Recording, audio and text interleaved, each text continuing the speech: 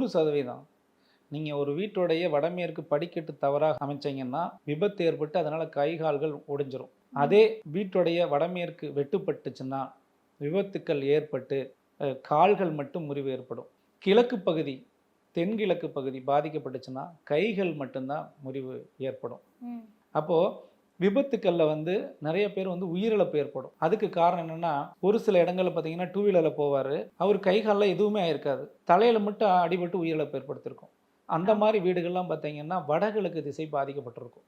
ஒன்றும் வடகிழக்கு திசையில் ஜன்னல் இருக்காது, கிழக்கு பகுதியிலோ வடக்கு பகுதியிலோ, அல்லது வடகிழக்கு திசையில் ஒரு சின்னதாக ஒரு ரூம் அமைப்பு கொடுத்துருப்பாங்க, இல்லை படிக்கட்டு அமைப்பு கொடுத்துருப்பாங்க. அந்த மாதிரி இருந்துச்சுன்னா விபத்தில் தலைப்பகுதியில் அடிபட்டு பர்டிகுலராக உயிரிழப்பு ஏற்படும். அப்போது நீங்கள் உயிரிழப்பு ஏற்படுறதே நீங்கள் எப்படி இறந்தாருன்னு கேட்டோம்னா அவரோட வீட்டோட வாஸ்து சொல்லிடலாம். ஒருத்தர் அதே போல தான் மிகப்பெரிய அளவில் ஜெயிச்சிருக்கார் அப்படின்னா அவர் என்ன தொழில் செய்கிறாருன்னு கேட்டோம்னா அந்த வீட்டோட வாஸ்து சொல்லிடலாம்.